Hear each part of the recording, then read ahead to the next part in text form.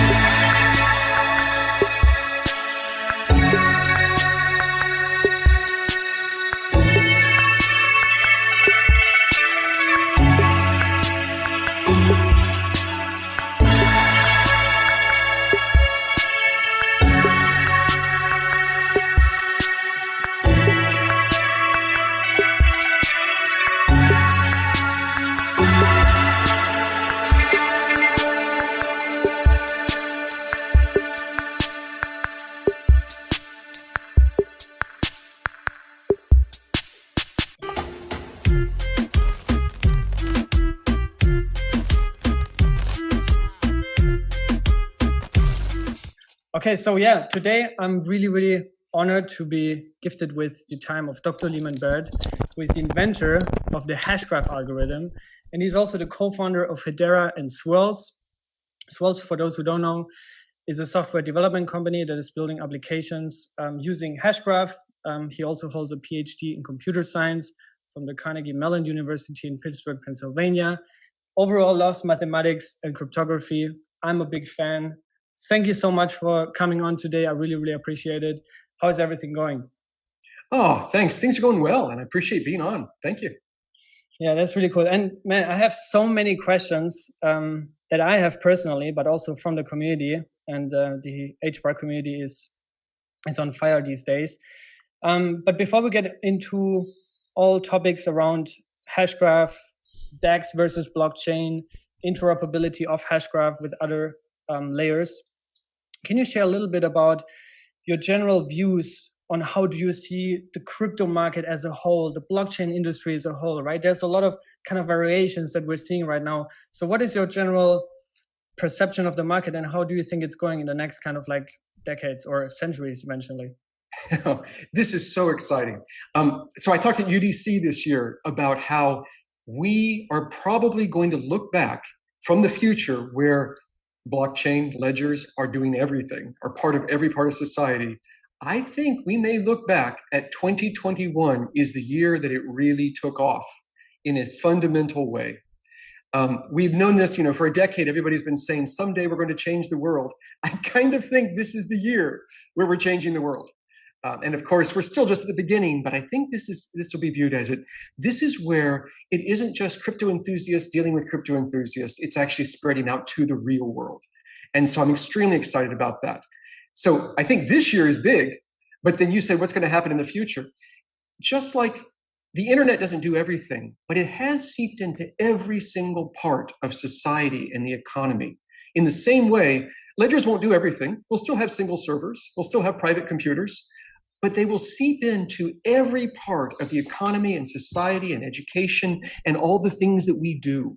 And I just think it just eliminates friction and increases trust in everything you do. That's where we're headed.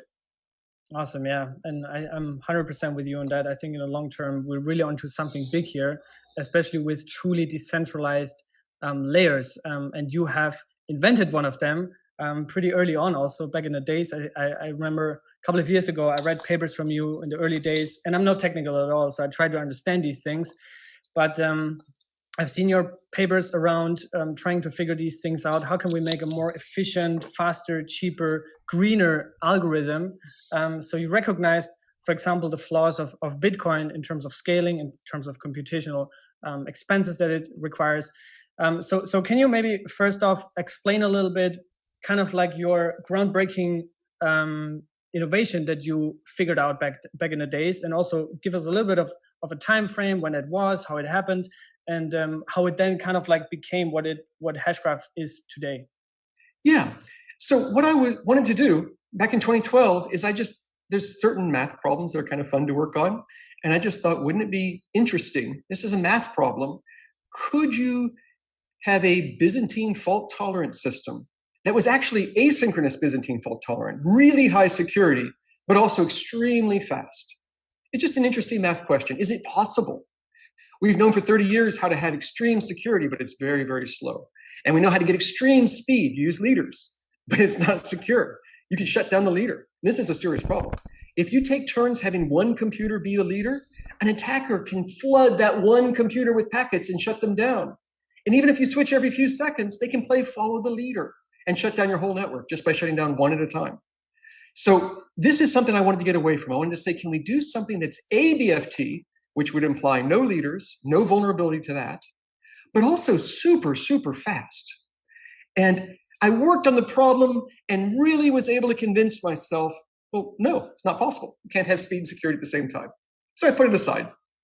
But it kept coming back and gnawing at me. And I'd have to pick it up and play with it for a few days and really work through all of it. And then I'd say, I really am sure it's impossible. And this just kept happening. I have lots of math problems like this that I do this with. But occasionally I actually solve one of these math problems, not always. But in 2015, I realized, wait, every time you give a message, if you just added 2 hashes to your message, if you just had the hash of the last message you created and the last one you received, they would tie together into a graph that showed you the entire history of how we talk to each other. And by just looking at that history, we could tell how information flowed through the network. And that would be enough to give us ABFT consensus by running these 30-year-old voting algorithms, but with no votes. Instead of having to send n squared, n cubed messages across the network to each other for voting, we would send 0. There would be no communication for voting. You get it for free. That was the idea. And so that allows you then to go extremely fast. So our consensus now is so fast, we're not constrained by the speed of consensus. We're just constrained by the speed of how fast you can process the transactions. This consensus is incredibly fast. And you have true finality in just a few seconds. And your ABFT. It's not like we're taking turns with leaders you could shut down. We are completely decentralized. There is no leader computer even for a second. That's what we did. Yeah. And also, as you just explained it, in Hashgraph, the transactions are basically flowing simultaneously, right? So you have very fast throughput, and you don't require the entire history as a proof to verify and validate those transactions, right? And that's also substantially different to something like blockchain technology, right? In Bitcoin, Ethereum, you have those transactions that get bundled into blocks, broadcasted and timestamped, and boom, you have blocks, right? Which makes the whole thing a little bit slower. So can you explain a little bit deeper how blockchain technology in the classic sense, also proof of stake now, as we see more and more, I think 95% of all chains today are running on proof of stake or migrating over, how it differentiates to, I think Hashgraph is more of a dark technology. So maybe can you compare the two? Sure. So the reason people are moving from proof of work to proof of stake is obvious. Proof of work is wasting lots of energy and lots of supercomputers solving nothing of value. Proof of stake says the scarce resource won't be electricity that we burn and dump carbon in the atmosphere. Instead, the scarce resource will be something like the cryptocurrency itself, some kind of a stake. And that will be our scarce resource. And it doesn't get burned up. So we're not wasting the scarce resource. We're just using it to stop civil attacks. So that's why everyone's moving is proof of stake. We're proof of stake. This is a good thing. You really wouldn't want for the long distant future for everyone to use proof of work. We want to move away from that. Then you have blockchains.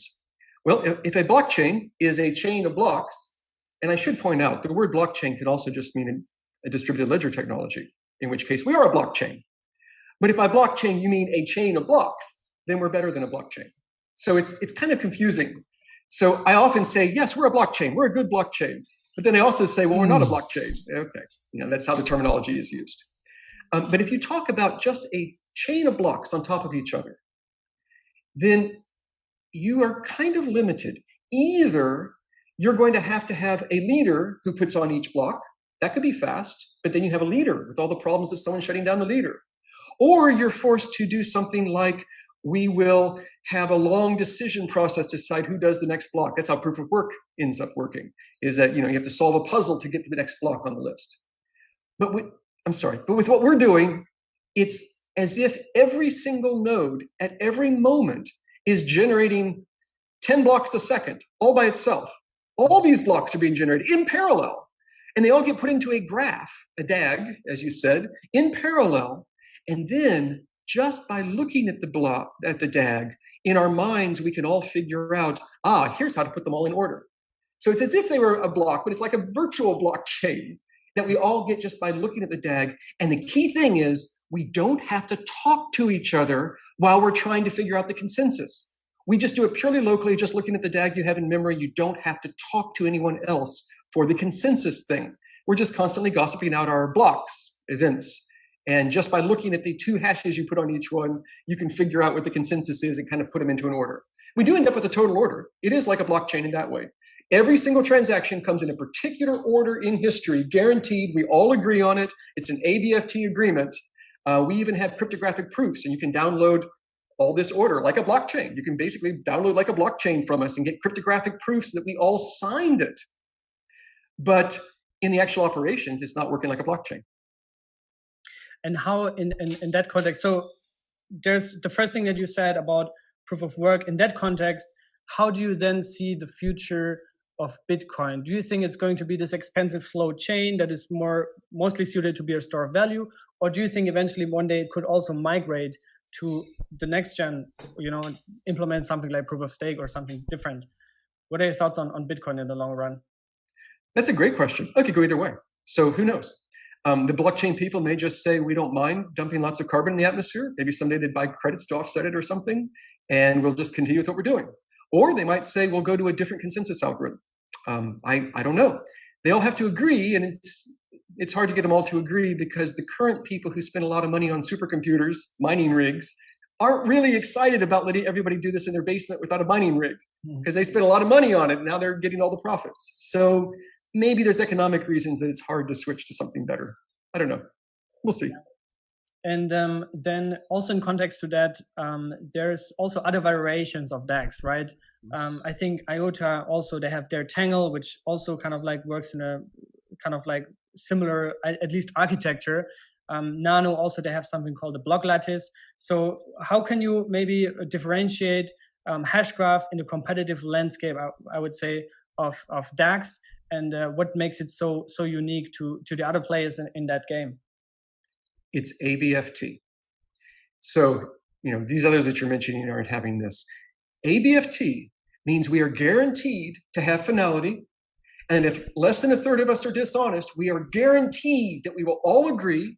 We will reach this finality. We'll never change our minds. There will never be a fork. There will never be a rollback. In our system, you don't even roll back. You don't even have a chain that builds for a while and then goes stale and you have to roll back and go to a different chain. Never have that.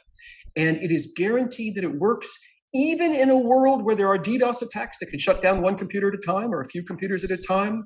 Even in a world where there are firewalls that could partition you. Partitioning the network is bad, or they could be even worse. They could partially partition the network, or maybe they let the packets from the malicious nodes get through, but not from the honest nodes. Or maybe they delay some packets and not others.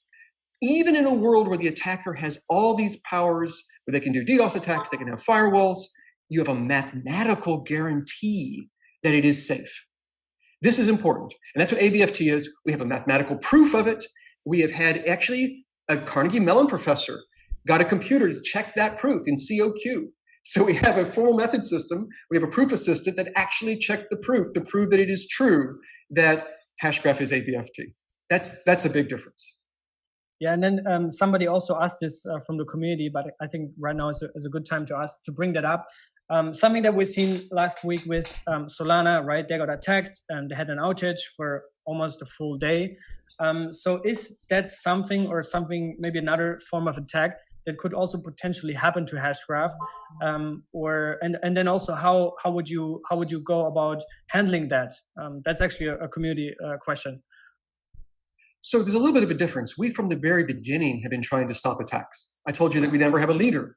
I told you that we've done everything we can from the very beginning. We've taken the security as the top priority. And some people might say, well, speed is the top priority. But we wanted both. And so from the very beginning, the security has been our top priority. So the particular thing that happened there wouldn't happen to us.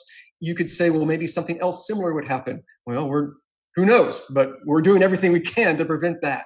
And even starting with the very mathematical foundations of it all, and the math proofs that it is correct, all that stuff. We've put all of our effort for years into that sort of thing. If something like that happened, well, that'd be awful. We would do everything we can to fix it, I guess. That would be really bad, because a lot of people like to use us because, you know, we take security seriously. And that's where we are. Awesome, yeah. And one thing that I really loved, I watched this actually a couple of months ago already, or almost a year ago, is your webinar or presentation that you held 2 years ago about Hedera's path to decentralization, right?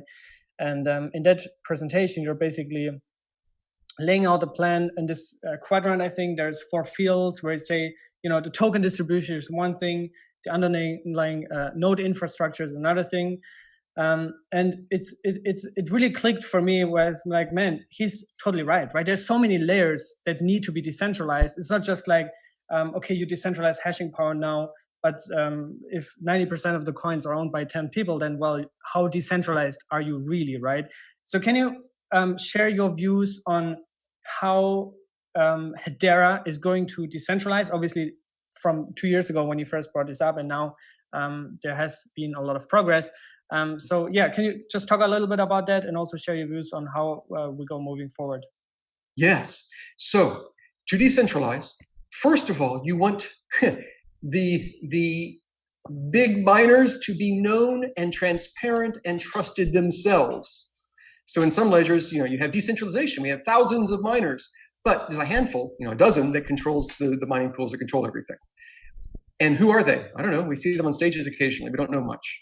So from the very beginning, we said we want to have the trust of the governance. We want you to know who the governors are. And they are spread around the world in different continents, under different governments. We have some of the world's top companies. We have some of the world's top universities. We just welcomed ITT Madras. On some list, this is listed as the top top university period in all of India. Very, very highly respected. And we have the University College of London, and we have the London School of Economics. We have these top tier universities. We have top tier companies that you've heard of. You know, you've heard of Google probably, and LGE, and, you know, some of these others, LG Electronics, IBM, and Boeing, and all these others. Deutsche Telekom, largest telecom in Europe. Probably heard of these. These are the kinds of companies that we have, and they're in different areas too. Like DLA Piper is one of the largest legal firms in the world. Or how about financial firms like banks? People trust banks. You have Shinhan as one of the biggest financial institutions in Japan. You have, Shinhan is the oldest bank in South Korea. And Nomura is one of the largest financial institutions in Japan. And Standard Bank is the largest bank in Africa. So these are the kinds of people we have. So we wanted you to be able to trust the people running the system. These are the governors. And to start with, they're running the nodes too, because you trust them. And the nodes are spread around the world and are run by these trusted organizations. So the first step was we want to get more and more of those. And we have really been successful at that. So you can see our list of 23 organizations now. It blows my mind who we've been able to get. Then we wanted to have the network growing. Well, as they've grown, the network has grown. Then we want to have mirror nodes. This is another part of the network. So we separate, you could say we separate the consensus nodes that are just trying to figure out the next few transactions with the mirror nodes that have the entire history going back to the genesis. This is 2 separate kinds of networks. And so Our mirror network has anyone in the world can download it and run a node. We have community people running nodes. I don't think anybody's anonymous right now. Actually, if they were, I wouldn't know about them. And that's the beauty of it. Maybe we have anonymous nodes. I don't even know who's running. Anybody could run it. You can download it right now. It gives you the entire history, and a mirror node gets a cryptographic proof from the ledger that every single byte of their information is absolutely the consensus and is correct, and nothing is missing. This is important. They get a state proof from the ledger. These state proofs are critical. We can talk more about those. But if you run your own random mirror node, you don't just know, well, it's hard to break a hash, so it's probably secure when I get enough farther after a given transaction, it's probably good enough. No. As soon as you get it, you know for sure that it's been cryptographically signed. And so that's part of the decentralization, is that we have mirror nodes and anyone can run them, and people are. And then the next step is to have community members, not just running the mirror nodes, but also running the mainnet nodes. And we're very close to that. We'll be very soon rolling this out with community members running mainnet nodes. And then the last step, which will come at some point, is anonymous nodes, anonymous mainnet nodes. I mean, you can have anonymous mirror nodes right now, but anonymous mainnet nodes. So permissionless mainnet nodes, not just the permissionless mirror nodes.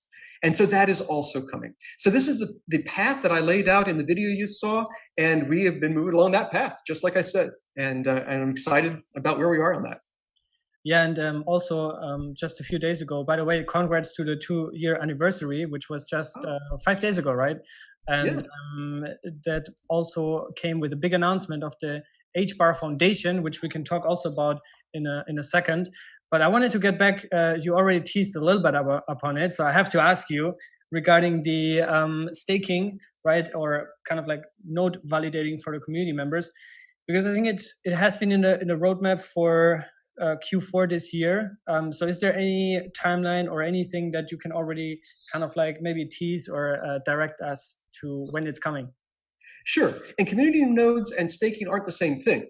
You could have community nodes without staking, and you could have staking without community nodes. You know, they're two separate things. But yes, so in the near future, we'll be doing both. They're unrelated, but we'll be doing both. For staking, we're still working out how it will be done, how we want to do it exactly. And so a lot of the details are still being worked out.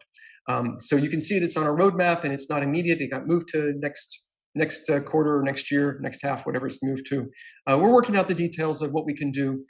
We are trying to do it in a way that makes good economic sense. We have lots of economists giving advice, but we're also trying to be very careful with regulations and to follow all the regs, the regulatory agencies, and to be compliant. And we're just trying to do it in the absolute best way. So staking is waiting for finding out what the absolute best way to do it is, and we'll do it. Awesome, yeah. And somebody also asked about the magic number 39, because that's the maximum number of console members that Hedera can have in their console. Is there anything specific about this number? Is it just random, or what is it all about? It's sort of random. You notice that a third of it is just over 13. So if we had council members running nodes and you could compromise less than 13, or if you can only compromise less than 13 of them, if you can compromise a dozen of them, if a dozen of the world's biggest companies that care about their own reputation decide they don't care about their reputation anymore and decide to do something malicious, then something bad can happen. Not at a dozen, you have to go up to 13, you have to go one more. And so 39 was chosen as a number that is triple a number more than a dozen. That's one way of saying it. Why a dozen? Well, we want it to be really, really hard. Would we have been secure if we had chosen 5 rather than a dozen? Probably. I doubt you can get 5 of these big guys to be malicious at the same time, because it's all transparent. It ruins their reputation. Instead of a dozen, could we have said 20? Sure, we could have done that. I don't know. It's just sort of a random number. We originally started with 40 and then realized that in Asian languages, it's not really a good number. 4 is not considered good. So yeah, okay, we'll go to 39. Also, people said, you know what? If they're going to be doing voting, an odd number is a really good thing. Then you never get tied votes. So it's an odd number. So it's an odd number around 3 times a little bit more than 12, and doesn't have a 4 in it. That's where 39 came from. Yeah, 4 means death in Chinese, like 4. Right. Yeah. And we're all about life. Yeah, exactly. So before we talk about the dApp landscape, there's so much. I I lost track in the last weeks. There's so much going on there. And also with the Hbar Foundation, I think it's going to also play a big role in that. One big thing that I usually cover here on my channel is interoperability. I'm a big proponent also of Cosmos. I don't know if you have really kind of like deeply, worked with them or looked into that, the Tendermint algorithm and those kind of things. So from an interoperability standpoint, how, I guess, hard is it to connect Hashgraph with other consensuses, like, for example, Tendermint? And do you also plan to build trustless decentralized bridges like IBC, the Inter-Blockchain Communication Protocol from Cosmos? And what's the roadmap and the time plan here? Oh yeah, this is critically important. Absolutely. And there's a whole bunch of people building on us to do these exact things. So you have people like Alliance Block who are building the Alliance Bridge, which are bridges between ledgers, and they're also bridges between DeFi, decentralized finance, and traditional finance. So they're not only bridging between ledgers, DeFi to DeFi, they're even doing DeFi to traditional Fi. So that's one group doing something. LimeChain built an EVM bridge validator on Hedera, which allows it to connect to other ledgers. Chainlink, everybody knows Chainlink. They are the ones who do oracles. Everybody knows about them. They're actually one of our council members. And they, of course, are doing their oracle integration into Hedera. Not surprising, they're a council member. And so that allows us to connect to others. And of course, an oracle lets you connect to the real world, the stock market or the weather or whatever, but it also lets you connect to other ledgers. The oracle can tell you what's happened on another ledger, and you can then do atomic swaps and all sorts of fun things. In addition to that, I'm aware of a number of other projects that are being built on Hedera to bridge them to other things. Or I should say they're bridge projects that are including Hedera as one of the many ledgers they want to bridge between, which I think is critical. You asked, what does the world look like in 100 years?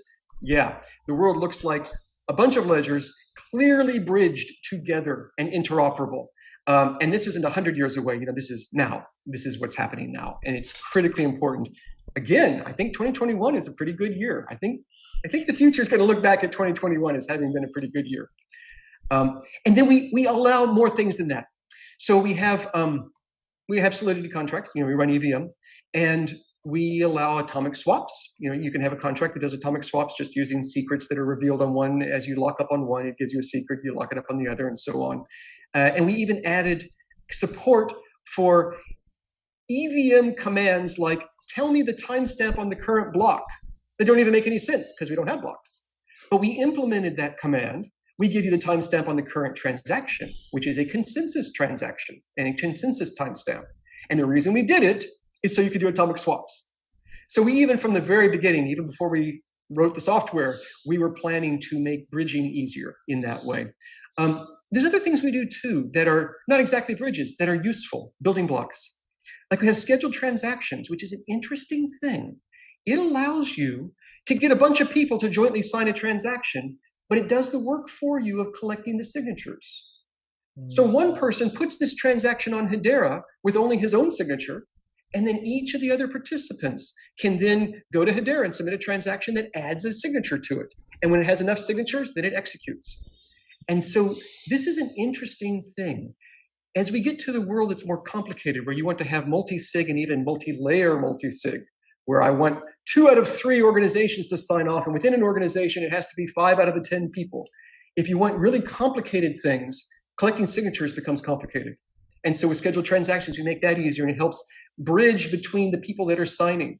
So just all sorts of things. Even, I know I'm going beyond what we said, even if we're talking about atomic swaps and things within a single ledger, we allow you to say, have Alice give some of her X coins to Bob, while Bob is giving some of his Y coins to Carol, while Carol is giving some of her Z coins to Alice. A 3-way swap of 3 different people involving 3 different cryptocurrencies, maybe completely unrelated to each other, minted by different organizations and different people, and it's atomic.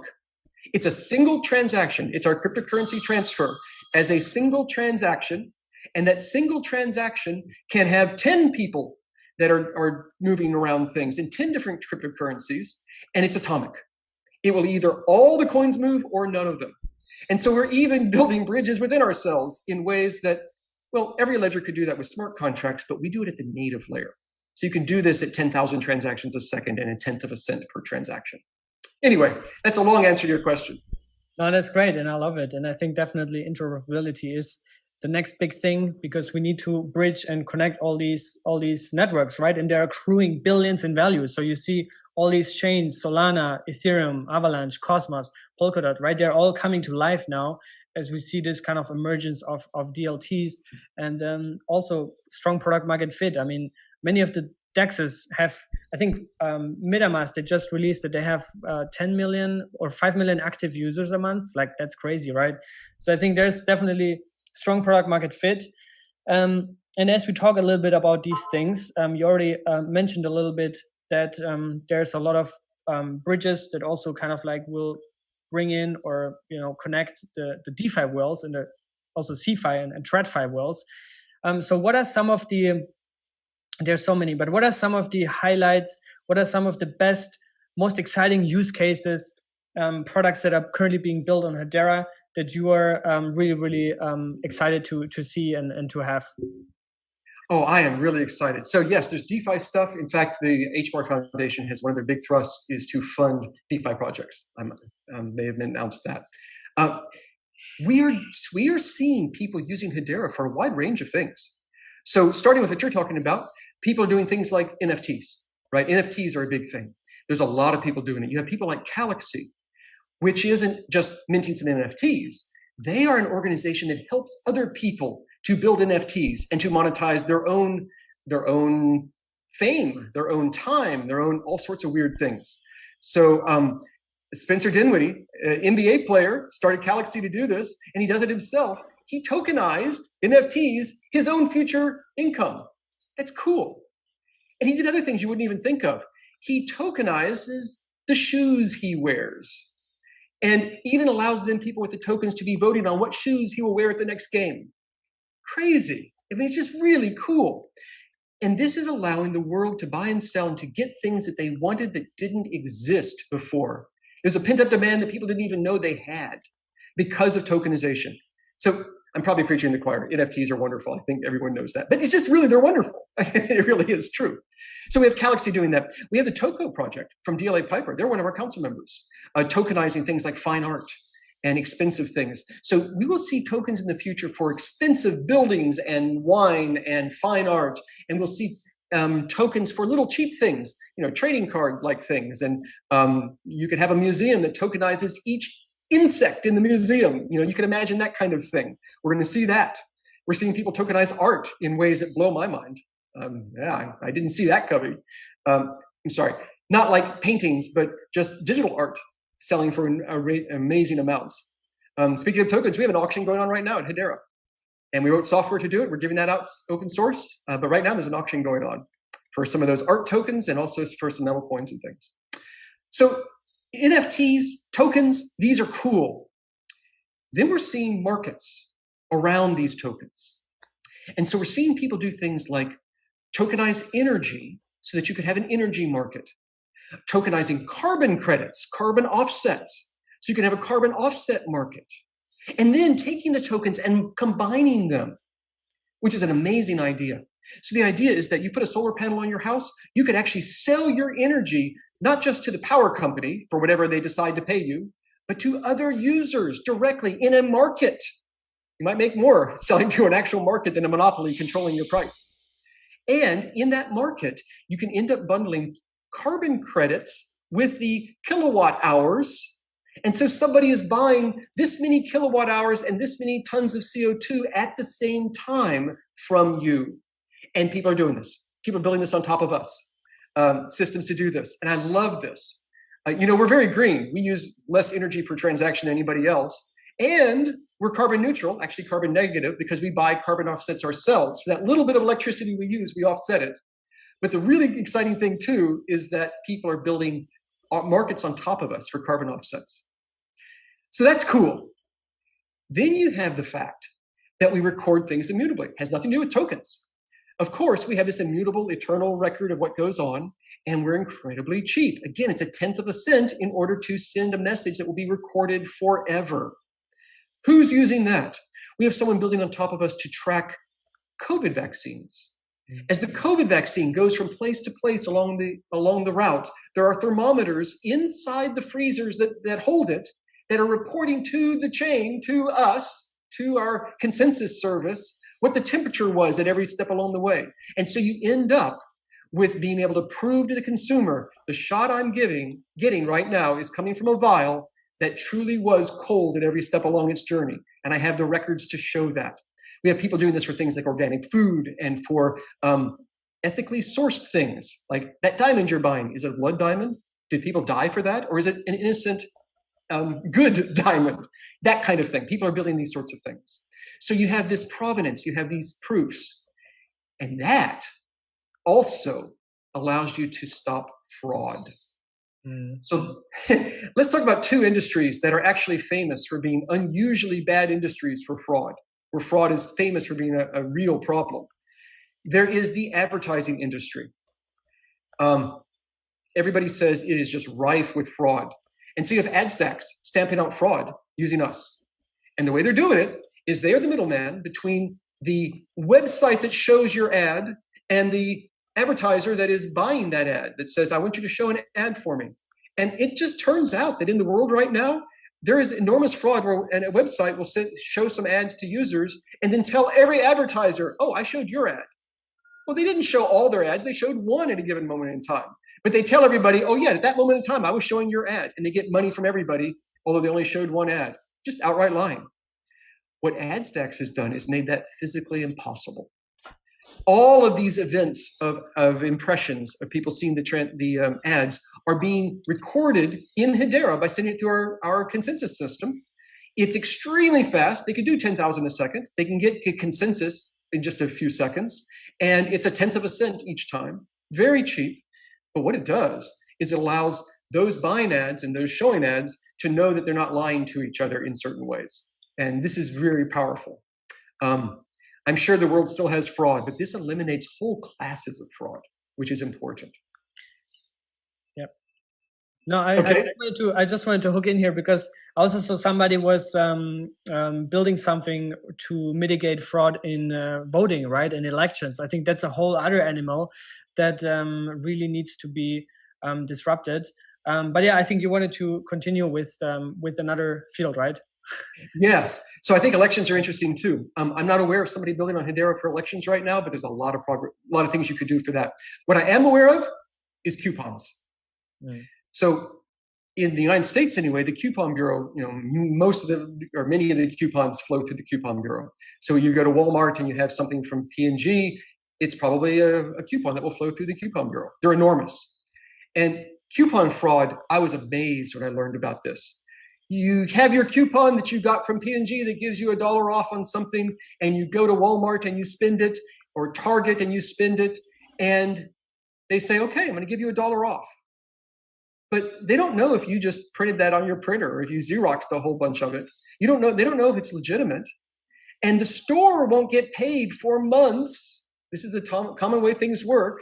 And that paper coupon will be put into giant trash bags, sent off to a country where labor is cheap, and have humans go through them hand by hand, one by one by hand, and record them in a computer so that you eventually figure out how much money you should send the store to give them the $1 discount from P&G.